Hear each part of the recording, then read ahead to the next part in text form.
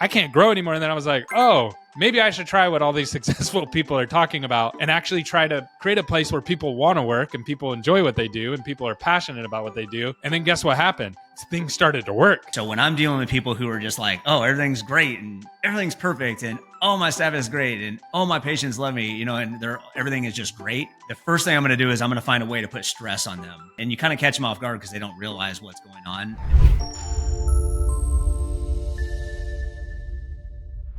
Welcome back to another episode of Dental Marketing Theory. I'm your host, Gary Bird. I'm the founder of SMC National, where we help you create, convert, and close more new patients so you can grow the way that you want. And today is a very special episode. It's going to be a little bit longer than normal, but the reason for that is the last time that I filmed with Brian, it was one of our most popular episodes, and he gave us a peek behind the curtain of what it was like to work at Heartland as they scaled from 50 practices up to what they were today.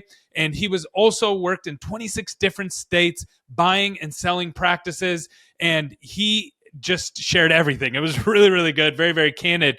And today we're going to be covering something that's even more impactful and something that I think that's really going to impact your practice if you want to grow. And that's around the number one problem that we face in dental. Yes, it's around labor and recruiting, but really, if you look at it a little more deeper, students, dentists specifically, that are coming out of college, they're in more debt than ever before, and they can't take their traditional path. They can't go down the road of just buying a practice, building it, and selling it. And so Brian's going to be breaking that down for us, and I promise you, this is going to help your practice. If you understand these things, it's going to help you understand growing and growing effectively. Stay tuned. All right, Brian. So I'm super stoked to have this conversation with you. Why don't you start off by just giving us a quick breakdown of how you view the debt situation in these dentists coming out of college? How do you view it, and how does that impacting DSOs and individual dentists today? Yeah, look, I think this topic is it's a hot topic for sure. I feel like people maybe they don't realize the severity of the situation.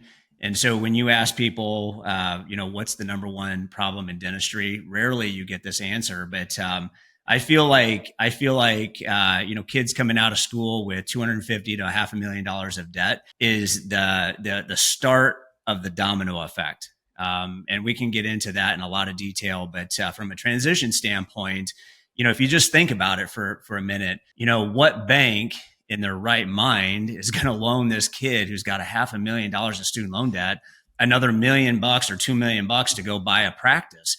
That's just that's bad business if they're doing that. And then on top of it, these kids, they come out and they get cars and they buy a house, and so they're under a mound of debt by the time they're 30 years old, and it's really a major problem. And so I think what happens is I'm in the DSO world, and there's a lot of heat around DSOs and should they be here? And then that leads into private equity, and is private equity good or is it bad for the industry? And a lot of people, they think it's bad. And, at the end of the day, I think, you start looking at like the ADA and these big name associations in the industry. A lot of them have historically been against DSOs and private equity, but they fully support the dental schools. And ironically enough, and it kind of makes me laugh a little bit, although I shouldn't laugh,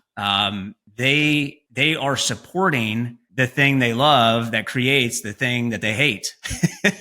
And so it's like, hey, if 10 years ago or a decade ago, when I was on the buy side and I was buying practices, there weren't as many DSOs out there. As a matter of fact, I can only name about 5 at that point in time that were big names.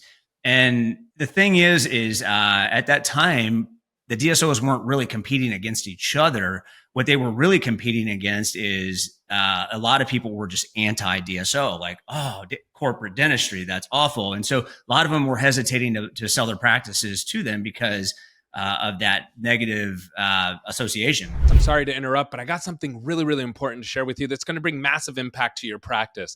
So every year, things change in your market. Every single year, people move, incomes change, populations change, and it's really important that you stay up to date with that. And one of the things that we offer to all of our customers, and we want to offer it to all of our listeners completely for free, is mapping out your new patients. So we're not going to only show you where your new patients are coming from on a map, just like this above, but we're also going to show you the income areas that they're coming from, the different pockets of income, as well as the populations, to make sure that you have supporting areas to where you can attract more new patients. And lastly, we're going to map out all of your competition for you for free. This is 100% for free, no obligation. And we're really excited to share this with all of our listeners. So all you have to do is go to maps.smcnational.com, and it's first come, first serve. We're not going to offer this forever. So if you want to get this, get in now, get all your new patients mapped out for the new year. We're looking forward to talking to you soon. Thanks. But the problem was they had practices that were so big that, dental students couldn't come out and buy those practices. And so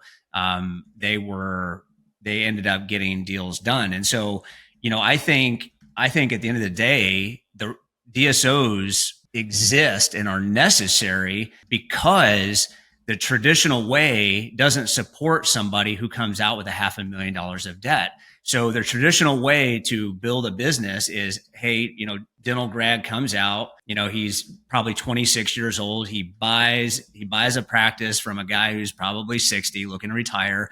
And it's an exchange. The new guy comes in, older guy goes out, and then that's what happens. Or the young guy comes in as an associate and starts building his book of business, and then eventually buys out the older dentist. Now, the problem is when you have $500,000 of debt right out of the gates, you don't have time to come out and build a book of business. And let's mention the fact that they're not taught how to do marketing in dental school. So they don't know how to build a book of business. So they have to figure that out, and there's no time. So they need to come into a place of work where they can immediately start making 150 to 200 grand a year. Otherwise, they're buried. They're done. So DSOs are necessary to this industry because of this major problem of them coming out with $500,000 of debt. And so with that, Gary, I'll shut up and kind of throw the mic back to you. But I think that's so here's the hot topic here. Here's the way I look at it. It's like there's multiple roads, right? So if you want to come out of school and start a practice right away, you can do that. It's a little bit harder now because of the debt thing, but I know people who've done it. I know DSOs. I actually had Dr. Berger come on. He had a ton of debt when he came out of college. He did a whole podcast on it. It's one of my earlier podcasts on this same podcast. He had like $400,000 or $500,000 in debt when he came out. He signed with Heartland. Heartland built him a practice. So he started at Inova with Heartland. Like right out of the box, they were willing to do that. So if you have some of that, those opportunities, right, they're out there. But then there's the other opportunities. Do I want to work for a smaller practice that's not part of a DSO, that's either an individual doctor or a group of doctors, like group practices, right? And then you have smaller DSOs that are starting to form, and then you have bigger DSOs. So the way I look at it is like you have all these options now, but I know that's a very naive, simple breakdown on my part, right? So like, how do you see it as from your point of view, as the doctors are coming out of school, and more importantly, the people who are having to navigate this from a talent acquisition standpoint? Yeah, I mean, let's kind of break this down segment by segment. So starting with the private market, I think every dentist would prefer. Well, I shouldn't say every dentist. A lot of dentists would prefer to be an associate at a private practice and build their book of business and be part of a practice like that. But the problem, like I said, is it's hard to go into that situation and make a lot of money. And if you look at just general practices alone, the average general dental practice does only about $500,000 in revenue in a year. That does not support the income for two doctors. Okay. It just does not. And so what that means is you have to eliminate over 50% of the options out there. And now you're stuck with, there are some big private practices that you can go into, but guess what? They don't always have slots available, right? And so there's not a lot of options in that market. So then that leads you to kind of the smaller groups, which obviously there's a little bit more opportunity there. They're not quite a DSO, so they don't have systems and processes in place, but you're still kind of part of the private market. But once again, not a lot of slots available. And then you get into the DSO market. And that's where, I mean, look, it depends on the DSO itself and how fast they're growing, how many locations they have. If you're talking about a Heartland Dental, you call them up, and if you're willing to relocate, you could probably find a job. You might be in Tennessee, but they might have an opportunity in California that they're looking for. If you're willing to relocate, you can get a job, right? Versus a DSO that has maybe 20 locations and they're in a certain geographical area, a little bit harder, but that's going to be a little easier to get into than the private practice. So look, at the end of the day, DSOs, there's about 300 of them now per my count. I have a list of about 300 DSOs, which means there's probably even a few more than that in the United States. Over a decade ago, there was, like I said, I can only name 5.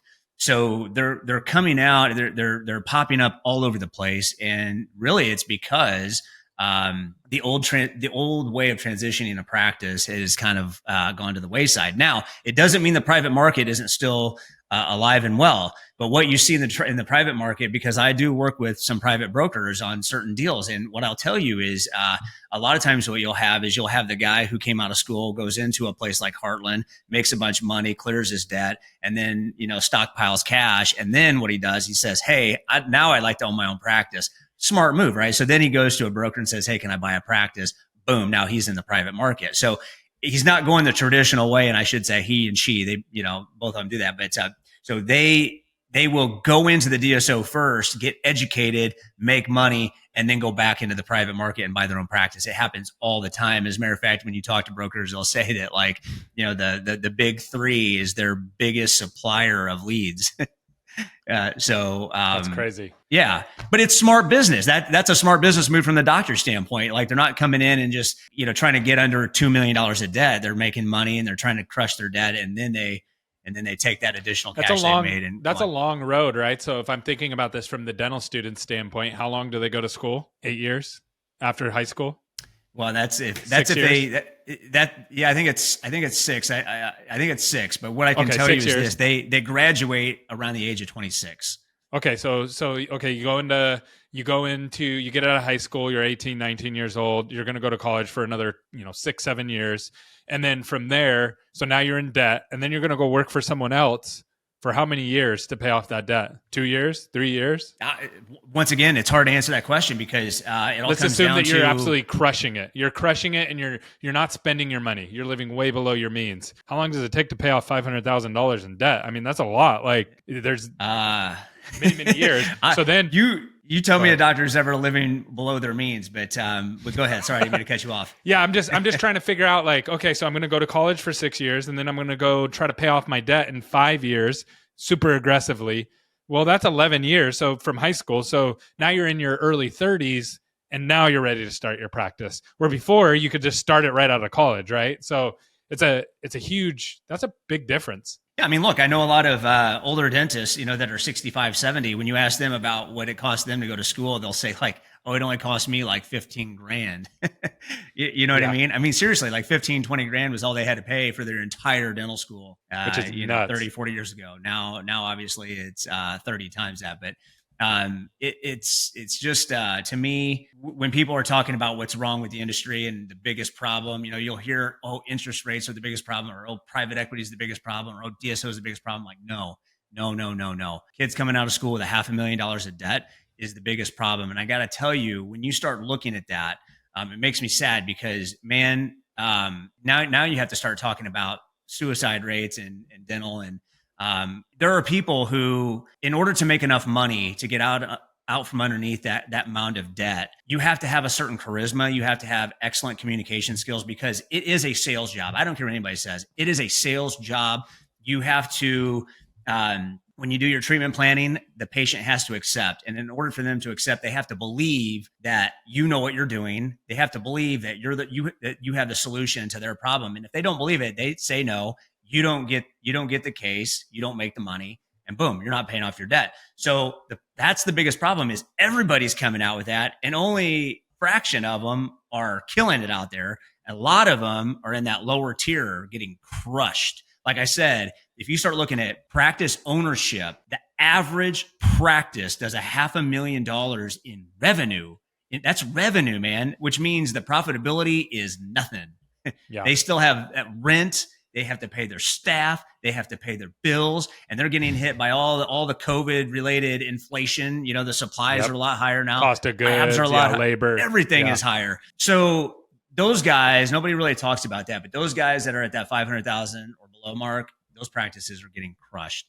And a lot of them, unfortunately, are people who still have student loan debts that have to be paid off. Plus they have the debt of their practice. Plus they have a mortgage. Plus they have a car payment. You know, it's a really bad situation. So how does this, okay. So if I'm a savvy dentist, let's say I own 2 practices, 3 practices, I've kind of navigated this. I'm in my mid 30s, and like, how could I take advantage of this? Knowing all this information that we just laid out, that, hey, the market's changing. Yeah. DSOs are a part of it, but really the big driver behind the growth of the DSOs is this debt on the college side. If I'm a little guy, right, like Heartland isn't listening to our podcast trying to figure out what to do, right? What can I do? Like, how do I take advantage of this? Yeah, so that's a great question, Gary. And I think, you know, at the end of the day, I think there's a lot of negativity around DSOs. There's a lot of negativity around private equity, but I think they are a necessary evil. I think that all of them need to step up their game. And if you start looking at the history of DSOs, the track record hasn't been very great, because a decade ago, it was the wild, wild west. There wasn't any competition. So they're going around buying practices, and nobody was really holding anybody accountable, and they were just moving fast and making mistakes. And you know, you fast forward to today when you have 300 competitors. What I think is going to happen, which I hope will happen, because this is needed. You know, some of the bigger players you're going to see get swallowed up, because they got so big that they can't make the necessary changes to be competitive. You're going to see some of the smaller ones get swallowed up as well. You're going to see some smaller ones turn into bigger ones, and all of that is, and what's going to drive that is the need and to truly be able to compete. And if they really want to hit the market and compete against 300 DSOs, they're going to have to start asking smarter questions, like, how can we truly support our doctors to where they love us, they don't want to leave us, the staff loves us, they don't want to leave us, and it's so good that they just enjoy walking in my practice and making money. It's so funny, that's the intelligent question that nobody asks. Yeah. And it's so funny because, you know, as I talk with people and you talk to successful people, they always go back to the core thing. Like, the main thing is culture. And early on in business, I always thought that was the stupidest answer ever. Always. I was always like, that's so stupid. That's so fluffy, right? Like, what am I even supposed to do with that? Whatever. It doesn't matter. Then I reached this plateau or this glass ceiling, and I was like, I can't grow anymore. And then I was like, oh, maybe I should try what all these successful people are talking about and actually try to create a place where people want to work and people enjoy what they do and people are passionate about what they do. And then guess what happened? Things started to work, and they started to work way faster, and it allowed us to grow.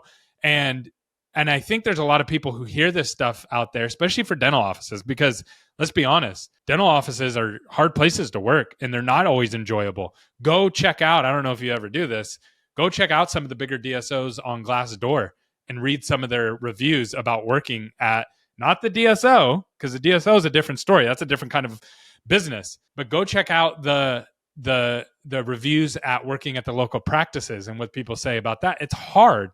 And so if you can master that, what ends up happening is it makes recruiting easier, which makes keeping patients easier, which means you spend less on marketing, which means you're going to have more opportunities for acquisitions. So let's pretend like I'm a dentist, right? And I want to like build my dental practices, and I want to find the right kind of practices to acquire. How do I find somebody who has a good culture? Like, how do I actually do that then? Like, like you're saying, that's the right question to ask, but it's almost hard to grab, right? Like, it's easy to grab revenue, number of patients, teams, how long the team's been there, maybe. Like, how do I make that tangible? Yeah, I mean, wow, there's a lot to unpack with this. Everything you just said, I have so many things I want to talk about right now. But, let it rip. I will try to contain myself, Gary. But to answer your question, look, you know, if if I am helping a doctor buy a practice, okay, and I want to assess the culture of that practice, assuming he wants to keep the staff that's on board with, hopefully they're looking at practices where they want to do that. The number one thing you would look for is, well, there's a couple things. The first thing you want to see, how his revenue and production trended over the last several years. Usually, if it's steadily going up, that's a pretty good sign that the train is on the tracks. And it's, well, the other thing that I look for is I want to look at payroll for the last several years, because in a practice that has amazing culture, you might have one or two or maybe three people that have left for whatever reason in the last 5 years. Okay. I've looked at practices where, they've had 15, 20 people in the last year and I'm like, hey, I've got an owner who is a problem there. Now, you don't know, or somebody in the staff is a bad apple, and you don't really know. So what you'll see in a dental practice is either A, the dentist owner, excuse my language, is just an ass and nobody likes him, and so they leave, or B, you have cliques that form in these practices, and so it could be an office manager, it could be the front desk ladies, or just like, well, this girl wants change and we're not going to let her change. And they have this attitude, and all of a sudden it become these bad apples will chase people off, and you really have to get to the bottom of that. And at the last, and so you do that. So how would I tangibly measure that? You said it's a team member retention. It is. So if you're a dentist looking to buy one practice, okay, the culture, you could still buy it. Even if it had a bad culture, you could still buy that because you can go in there and make changes fast. You just need to be aware of it, and go in asking questions. So like, for example, if the owner was the problem, well, who cares? Because he's gone, right? You're buying his practice. He's gone. You can walk in and change that tomorrow. However, if it's a click issue or a bad apple issue in the staff, then you can't always vet that out on the front end, but you can walk in and be like, okay, I'm getting to the bottom of this. Why are people leaving? I'm going to interview every single staff member individually, and I'm going to start peeling back that onion and saying, look, why are these people leaving? Why are they leaving? And some people will say, well, it's because the other practice is paying more money. And look, nobody just jumps ship all the time for an extra 50 cents. Okay. Now, if somebody's offering a $10 an hour raise, okay, they're going to leave for that. And you need to assess that. You need to be like, okay, am I underpaying market? Because if so, you probably need to assess, the staff comp and make sure you're paying fair market. Otherwise, you're going to keep having people leave. But assuming you're paying fair market and people are leaving, they're not going to jump ship from a place they love to go get an extra 50 cents an hour. People are not, they're not like that. Right. So if they're leaving, it's a lot of work. There's a lot of risk involved in a lot of work. A lot of risk for an extra $100 a month or whatever. Yeah, especially if you're in a place that you love and you like the people you work with. You don't want to abandon them. You don't want to put them in a bad spot. I mean, it's very hard to just quit on people that you like, especially for just a little 50 cents or even $1 raise. Like it's really hard to do that. And so in some cases that may be the case, but I would say most of the time that is not the case. They're not leaving for that. They're not leaving places they love. Go pick up an extra 50 cents. Got it. So you want to look at the retention rate. What else would you look at to figure out if someone has the secret recipe to really, really growing and really being somebody that you would want to buy? Or is there anything else that you would look at besides just the culture? If I'm buying a practice where the doctor's going to stay, there's a lot that I'm going to look at, because number one, I'm going to assess the leadership. I want to assess who that doctor is, who he or she is, from a personality standpoint. I'm a believer that I don't want to be in business with people I don't like. I've been in business with people I don't like, and I'm going to tell you, you wake up, your fight or flight response is immediately kicked in, and you're ready to roll, right? And that's a bad situation to be in. Yeah. So I like people that, after work, I can't wait to go have a drink with them afterwards. That's the kind of people I want to do right there. Number two, the second thing I'm going to look at is their leadership, right? So when I'm doing a deal, there's a lot of examples of leadership, but here's one that comes into play on all acquisition. Before a deal ever closes, it's really good business to have a staff meeting and let them know what's going on before the deal closes so that they don't feel like the rug is being ripped out from underneath them. A bad leader will be against that. They will be like, oh, I don't want my staff to know. Just don't even tell them. They'll be like, I don't want them to know. A good leader will be like, I'm not doing this deal until everybody in my staff knows and they hear it from me. You see the difference in leadership? Yeah.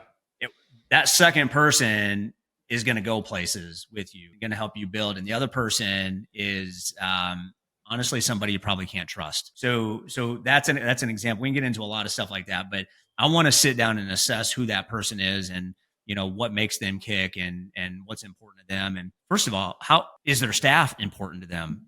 If there's people who are like, hey, you know what? If you buy the practice, you can get rid of any of them. What? You know how many times I've had that conversation, Gary? They're like, hey, look, man, you buy the practice. So that would be a red flag for you. So if I was huge red flag. So if you were buying a practice, I just want to reframe this. So if you were going to buy my practice, right? I'm a dentist and you come in and you would ask me like, hey, how do you want to communicate this with your team? And then also, what team do you want to keep? And I'm like, I don't care how we communicate it. And I don't care who you keep and don't keep. Basically what I'm saying is all I care about is the bag, right? All I care about is money, which automatically I probably haven't created the best work environment for my people if I don't care about them. Is that accurate? Yeah, that's completely accurate. I mean, look, you're going to meet when you talk to owners, you're going to find people who, when you sit down with them, their staff, they'll be like, they'll talk about their staff like their family, like, oh, they're my family. I got to make sure they're taken care of. They truly care about them.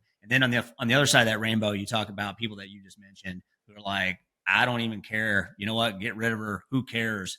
Right. That tells you a lot about that person. Now in the acquisition game, it's not always that easy to get that intel. Because a lot of times these people are coming to the table with their A game. And so, not to give a lot of juice here, but people will always show you their true colors when they are put under stress. So when I'm dealing with people who are just like, oh, everything's great and everything's perfect and oh, my staff is great and oh, my patients love me, and everything is just great. The first thing I'm going to do is I'm going to find a way to put stress on them. I want to see how they handle it. Okay. Because that's when, and you kind of catch them off guard because they don't realize what's going on. And then all of a sudden you'll see how they react. And it's either, hey, let's figure this out together, or it's B, they'll have a very bad reaction and they'll be pissed off, excuse my language, but and you'll see how they react to it. And now you're starting to figure out who that person is at their core. And the more you can do that, the better it is. So a DSO that's sophisticated, before they ever close a deal, they're going to have development people put them through the trenches and really work with them to get to. Then they're going to have operators come in, ask similar questions and, tough questions and see how they're responding. And it's kind of like an interview process, right? So if you go through an interview process, you might interview with 5 different people in a company. They'll ask you the same question. One of the reasons they do that is because they want to see if you answer the same way every single time, right? But they also will ask that question with a little. Each of them will ask that question just a little bit differently with a different tonation. Maybe one is like all super friendly and bubbly about it. Oh, how do you feel about this? And other one's like, hey, how do you feel about this? Right. And they want to see how you react to the different scenarios, because what they're trying to do is put a little stress on you to see who you are inside because the person that sits down at the table at the beginning always is bringing their A game. Mm-hmm. So it's tough, man. There's not a perfect science to this. It is very tough. And by the way, there's no perfect answer, but there are things like this that you can do to try to vet it out. In your experience, so after that, so you've kind of vetted this out and you're like, okay, this is a practice that I potentially want to buy. What's the next thing that people should be looking at on acquiring more offices? Like, what's the next most important thing after, okay, this is a good team, good morale, good culture. What's the next most important thing to you? Just to clarify, after they've bought that practice, what's the next step? Before. Before. So I got 10 practices to pick from and I need to buy one. I'm at 5 practices right now. I want to grow. I want to add a practice every year through acquisition. I out of these 10 practices, these all seem like to have good culture. How do I pick between those 10? What's the next most important thing to rank after culture and team? What's the next most important thing to look at? Yeah, I mean, look, I would argue that even culture is not the first thing to look at. So just to kind of back what up, would be the most important? If you're asking me like what's kind of a process of kind of soup to nuts of how to select a good acquisition target, number one, you're going to look at geography. Okay. The reason you look at geography is because recruiting is so difficult in this world. You don't want to buy a practice that's in the middle of nowhere. That if your doctor I had a doctor, his hand got bit by a Rottweiler and he was done. He just done with dentistry. If that were to happen and you have a practice in the middle of nowhere, that practice is going to go dark in you. And I don't care how much money the DSO has or how many resources the DSO has. They're not going to find anybody for a long time in a rural area that's hard to recruit to, right? So geography is the number one thing you look at. Is that market recruitable from a doctor standpoint and a staff standpoint? Okay. And how do you measure that? Is it as simple as like, well, it's Florida. Everybody wants to be in Florida, Miami or whatever, or like, how do you begin to break that down? Because in my head, I've seen this go both ways, right? So like up north of me, there's an area that is like North LA County, and it's super nice, like really, really nice. And it's very isolated. It's right on the coast. Houses, you're not going to get a house cheaper than $2-3 million. Like, and I'm talking about small house for that much. Here's the problem though. They can't hire people because hygienists and dental assistants, they can't pay them enough to live there because you can't afford to live there unless you have a lot of money. So staff, like not the doctors as much, but the other staff members, you can't just hire people there. So how do you begin to work through like, this is a great area to recruit versus not a great area to recruit? Yeah. I mean, you gave a very specific example, and those examples are I would say few and far between, although they do exist. I think the number one thing you do is you start looking at major cities in the state. And I'm not saying in the city. So let's say you're looking at Ohio, right? You've got Cleveland, you've got Columbus, you've got Cincinnati, Dayton. Okay, those are the cities, right?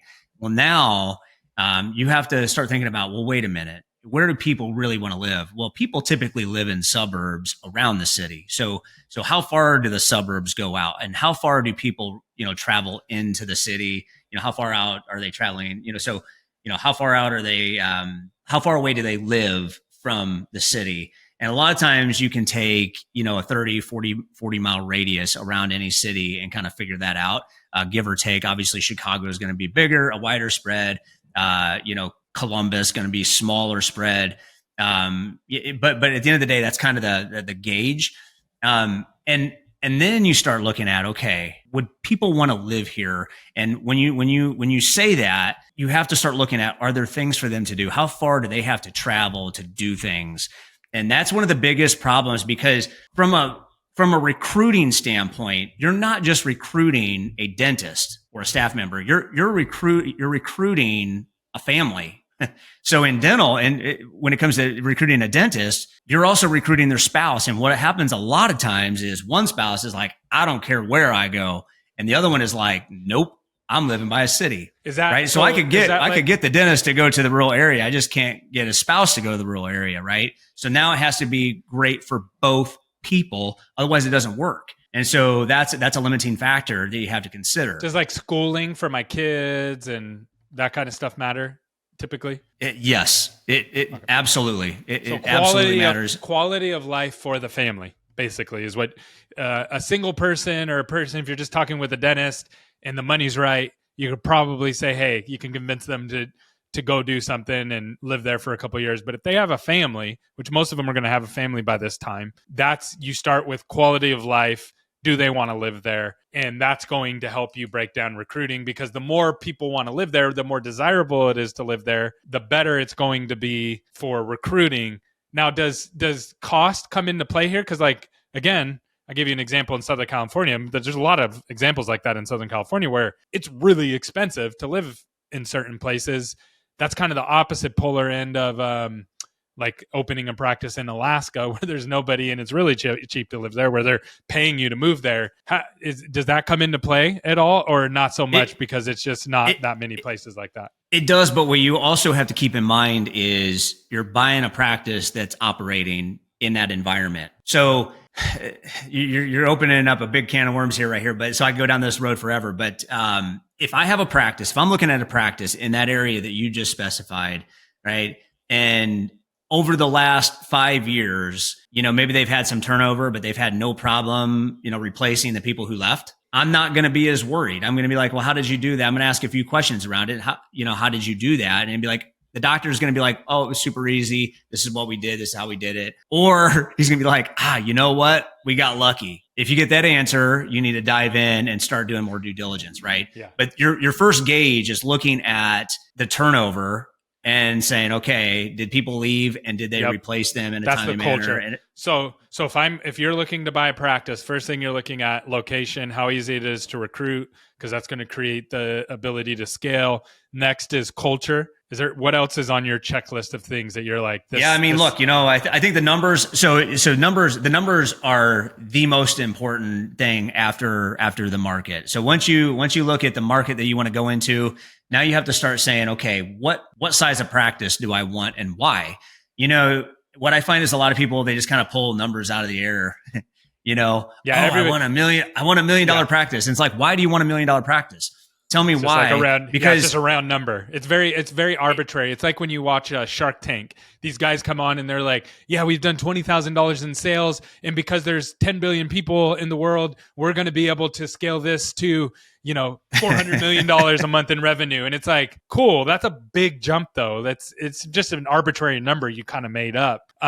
So what are the, like, if it was you, like you're the one buying the practice, this is for you, you're going to run it. What are the things that you would look, what are the top 3 numbers you're going to look at and that matter most to you? Okay. So just to define this, it's a practice that I would buy that I would not be the dentist at. Okay. So I'm buying a practice that, so the first thing I'm going to look at is, the size of it is going to matter.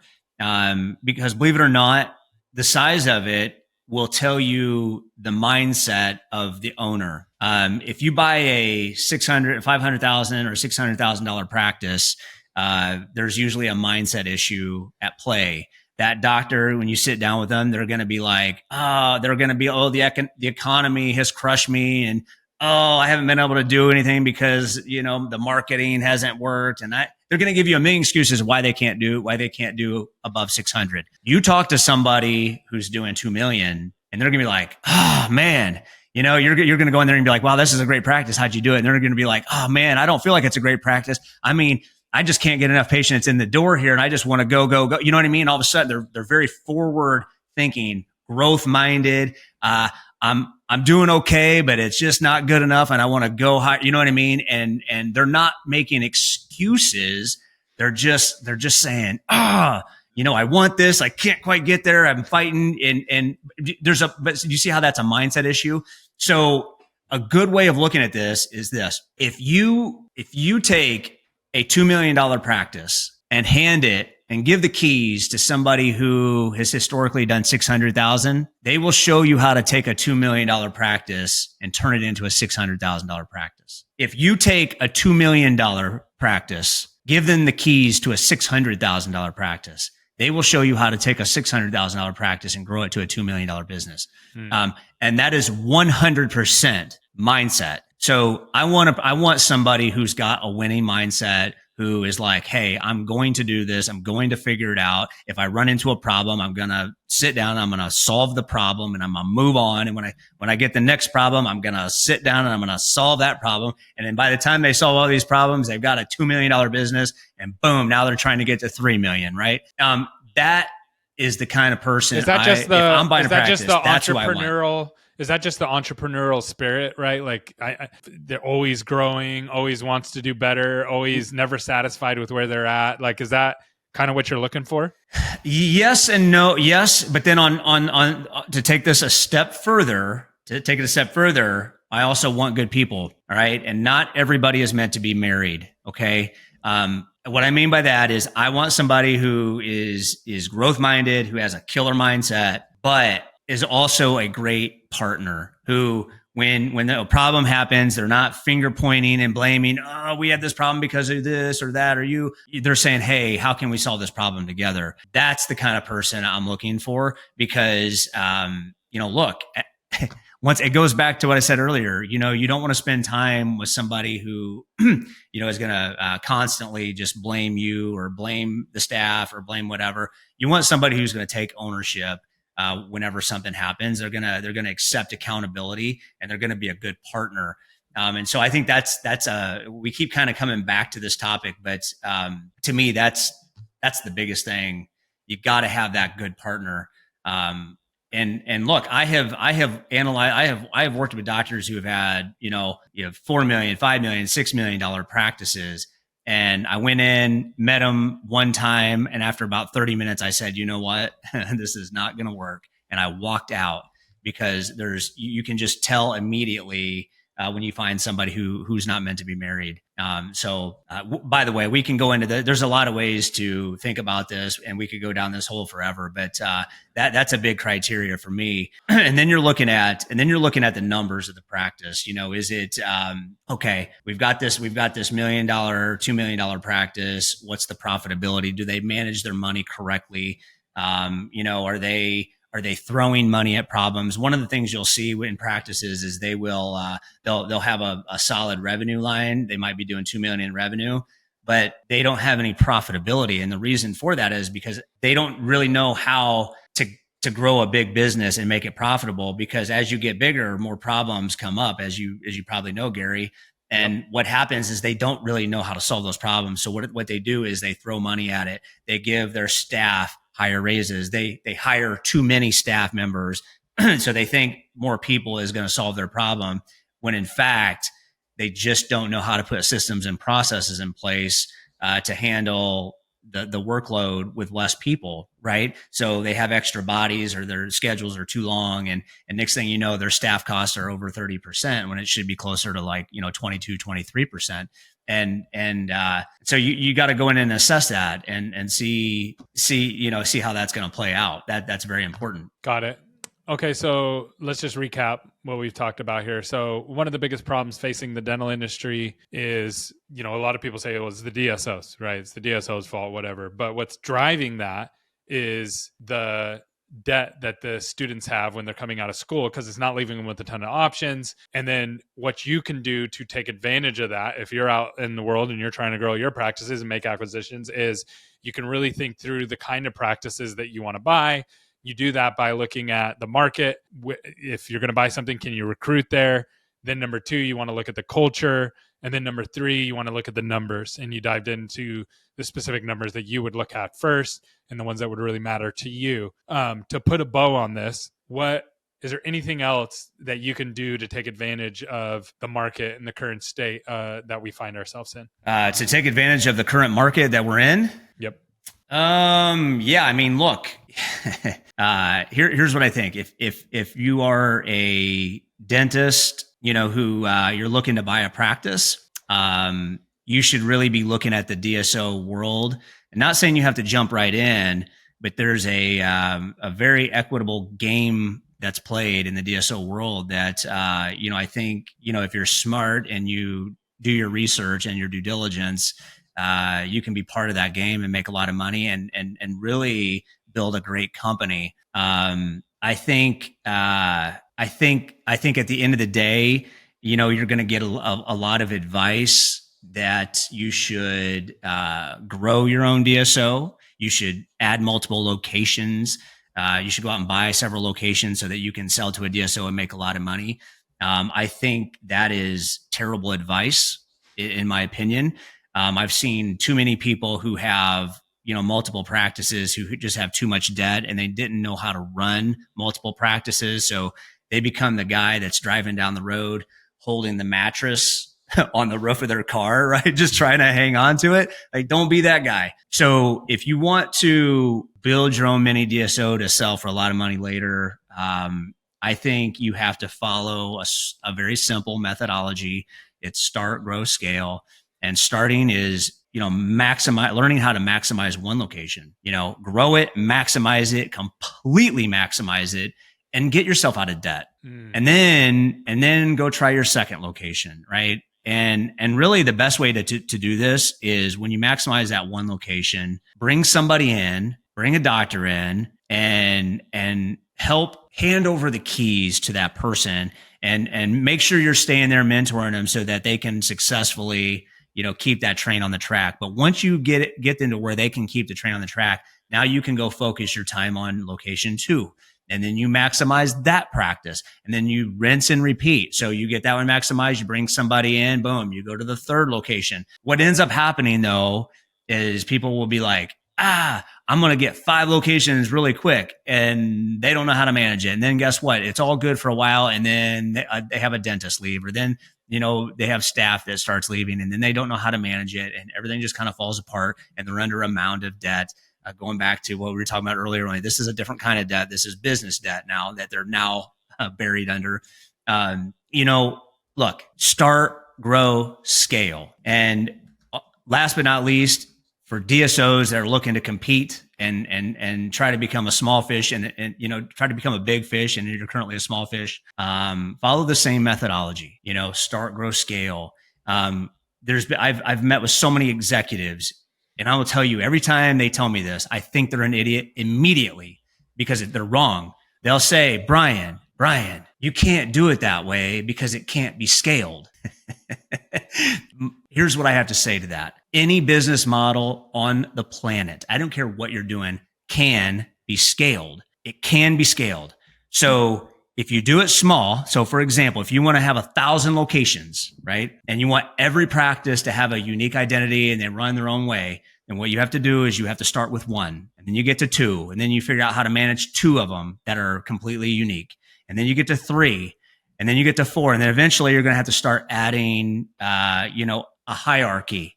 Okay, so maybe 5 is where you get the hierarchy, and you have an office manager that oversees the whole thing, but you get to 5, figure out how to run 5 successfully. There's your blueprint. So now you know how to add the next 5, what it's going to take to add the next 5, and then the next 5, and then the next 5. It's literally rinse and repeat. So when you say, oh, we can't have everybody custom because it can't be scaled, you're full of crap. You just don't know how to do it. It is actually incredibly easy. You're just not, you're not understanding how to do it. Start, grow, scale. Get to 5, figure out how to run 5 excellent, and then rinse and repeat it. And you can rinse and repeat that 1,000 times, Gary. That's awesome. And so every time, and I'm sure you've heard this crap, because they'll be like, oh, well, we have to basically make everybody do it the same way because, it just can't be scaled the other way. It's like, yeah, maybe you should find another job because you don't know how to do your job. That's my advice to them. Okay, so I'm going to wrap up on this. So the next time we're going to do a podcast, I want to talk about that topic right there of how to scale. Like, I think that would be really, really good. But if someone has questions about these things, what's the best way to get in contact with you? Honestly, LinkedIn. Follow with me on LinkedIn. Shoot me a text. You literally shoot me a text on my cell phone, 618-554-8042. Email brian@brianmans.com. Super easy to get a hold of. If you have questions, anything, happy to talk with anybody. Even if you're not a candidate for my business, I can point you in the right direction. I've pretty much handled every type of problem in this industry. So if I don't know how to specifically answer your question or solve your problem, I know somebody who does. Gary is a good example of that. When I have marketing issues, I send them to Gary. Gary is my guy. So that's how you get a hold of me. Awesome. Happy Brian, to talk. Thanks so much for coming on. I always learn so much. I want to remember that next time we're going to be talking about how to scale and why people get so hung up on that. Thanks so much, man. I always learn a ton from you. Yeah. Thanks a lot for having me.